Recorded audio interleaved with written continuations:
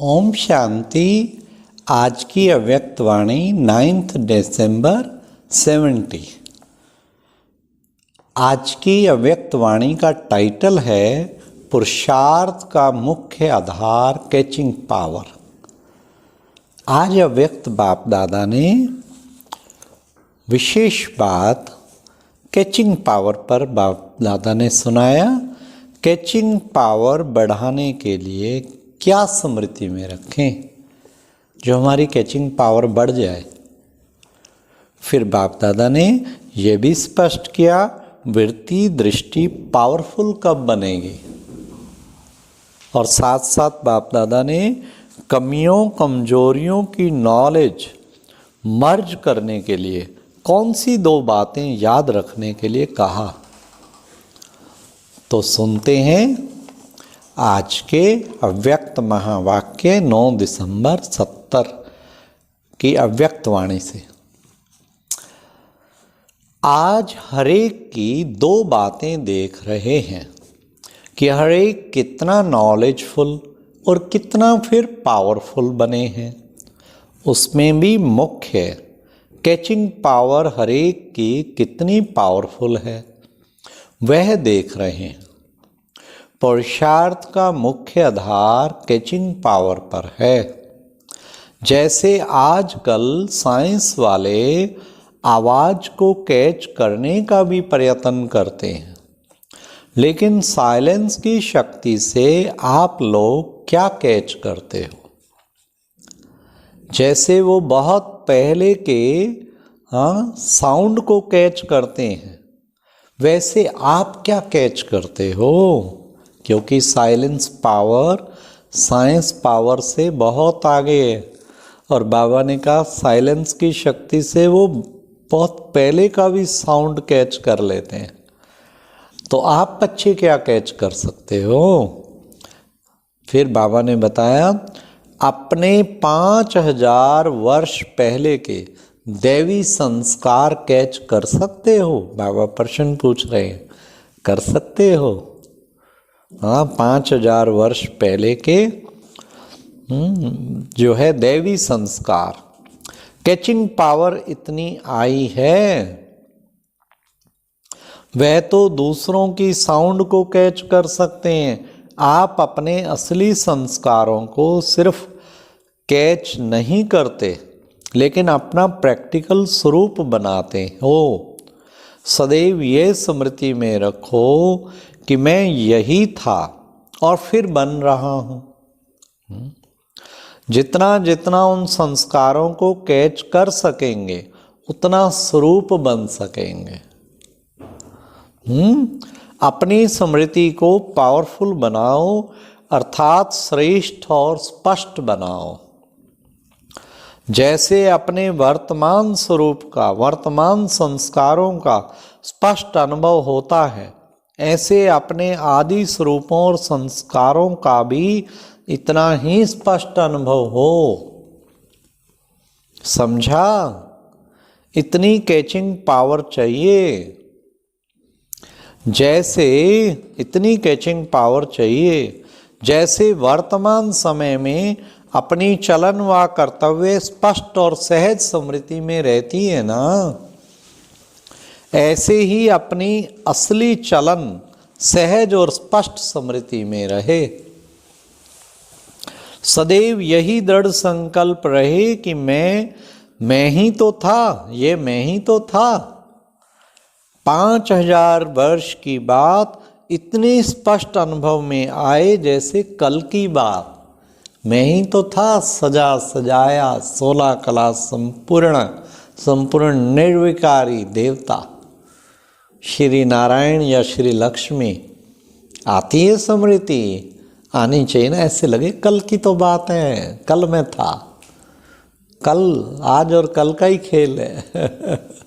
कितना सुंदर बाबा ने तरीका बताया। ऐसा समझो बस आया, पहुंचा कि पहुंचा उसमें, ये तन छोड़ा और मैं पहुंचा उसमें। इसको कहते हैं कैचिंग पावर। समझा? अपनी स्मृति को इतना श्रेष्ठ और स्पष्ट बनाकर जाना। भट्ठी में आए हो ना, सदैव अपना आदि स्वरूप और आदि संस्कार सामने दिखाई दे। अपनी स्मृति को पावरफुल बनाने से वृत्ति और दृष्टि स्वतः ही पावरफुल बन जाएगी। फिर ये कुमार ग्रुप क्या बन जाएंगे? तो बाबा ने कहा अनुकुमार, अर्थात अनोखे कुमार। हर एक के दो नैनों से दो स्वरूप का साक्षात्कार होगा। कौन से दो स्वरूप? सुनाया था ना कि निराकारी और दिव्य गुणधारी, फरिश्ता रूप और दैवी रूप।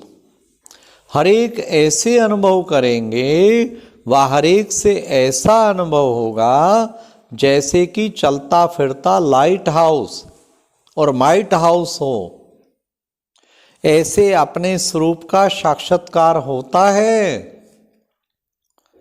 जब 5000 वर्ष की बात को कैच कर सकते हो, अनुभव कर सकते हो, तो इस अंतिम स्वरूप का अनुभव नहीं होता है।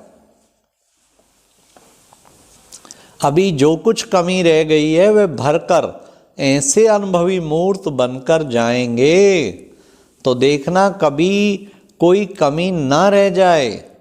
भट्ठी से ऐसा परिवर्तन करके जाना जैसे कभी कभी सतयुगी आत्माएं जब प्रवेश होती हैं तो उन्हों को इस पुरुषार्थी जीवन का बिल्कुल ही नॉलेज नहीं होता। शुरू शुरू में सतयुगी आत्माओं को भी बाबा साक्षात्कार कराते थे, प्रवेश करके वो पार्ट उनका देखने को मिलता था। तो बाबा कहते उन्हें हाँ यहाँ की कमियों का, कमजोरी कुछ भी नहीं पता होता यहाँ की बातों का। ऐसे आप लोगों को भी कमजोरियों और कमियों की नॉलेज ही मर्ज हो जाए, इसके लिए विशेष इस ग्रुप को दो बातें याद रखनी। अब सुनिए बाप दादा दो बातें कौन सी बताते हैं। दो बातें दो शब्दों में ही हैं। कौन सी? एक गेस्ट हाउस और दूसरा गेट आउट। कितने अच्छे शब्द बाबा ने मिलाए हैं। अर्थात बाहर निकालना है और आने के लिए अंदर आने नहीं देना है। दूसरा, इस पुरानी दुनिया को सदैव गेस्ट हाउस समझो। फिर कभी कमजोरी व कमी का अनुभव नहीं करेंगे।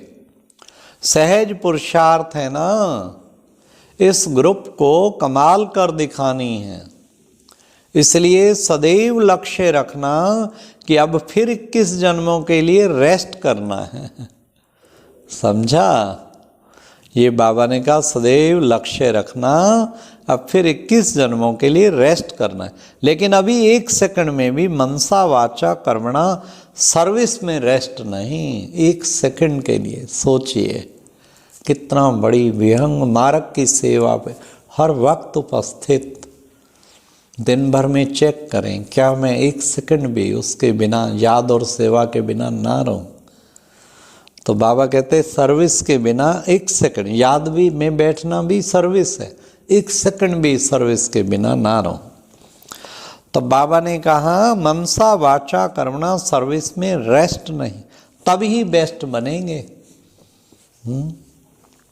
लॉकडाउन में कितना अच्छा टाइम सबको मिला है, खूब बाबा की सेवा। हाँ, ऑनलाइन भी कर रहे और तरीके से भी कर रहे, हर तरीके मनसा सेवा का भी कितना भी करो। और सारा दिन अपना प्लान बना के रखो। तो बिल्कुल जब बिजी होंगे, बाबा ने कहा रेस्ट नहीं करना है। हाँ, तो बाबा ने एक बार कहा रेस्ट करेंगे, रेस्ट तो कर लेगी माया रेस्ट। बहुत सुंदर बाबा के शब्द मिल जाते हैं कई बार। तो बाबा ने कहा इसलिए सदैव लक्ष्य रखना, मनसा वाचा कर्मणा सर्विस में 1 सेकंड भी रेस्ट नहीं, तभी बेस्ट बनेंगे। समझा? क्योंकि यह है hard worker group. Hard worker group में रेस्ट नहीं। हाँ, बुजुर्गों को कईयों को जरूरत होता है, बाबा कहते हार्ड वर्कर ग्रुप को जरूरत नहीं। कभी रेस्ट नहीं करता। हार्ड वर्कर ग्रुप कभी रेस्ट नहीं करता और वेस्ट नहीं करता।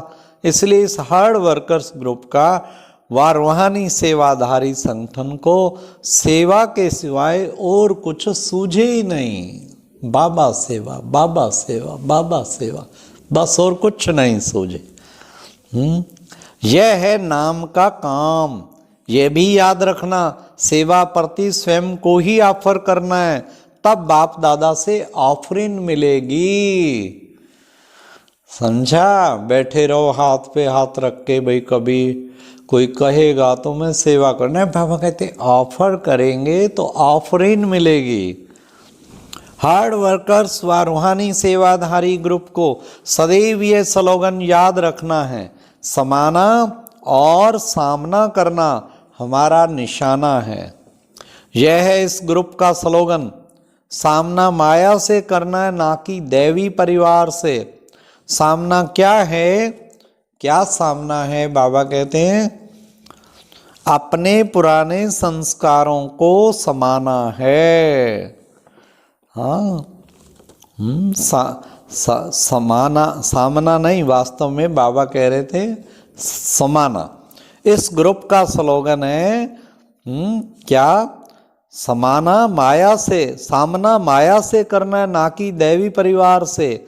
समाना क्या है फिर? समाना भी बाबा ने कहा और सामना भी। समाना करना क्या और सामना क्या करना है? तो समाना तो बाबा ने, सामना तो बता दिया माया से करना है, दैवी परिवार से नहीं करना। क्या कहते हैं, अच्छा बाबा ने हमें सामने करने की शक्ति दी है, अभी इसको मैं सीधा करता हूँ, ये सामना नहीं करना है। और समाना फिर क्या है? समाना क्या है? अपने पुराने संस्कारों को समाना है। नॉलेजफुल के साथ साथ पावरफुल भी बनना है, तभी सर्विसेबल बनेंगे। अच्छा, तिलक समारोह देख, राज तिलक समारोह याद आता है। थोड़े ही दिन बाकी हैं, फिर राज तिलक मिलेगा। तो बाबा कहते तिलक समारोह को देख, वो राज तिलक समारोह याद आता है।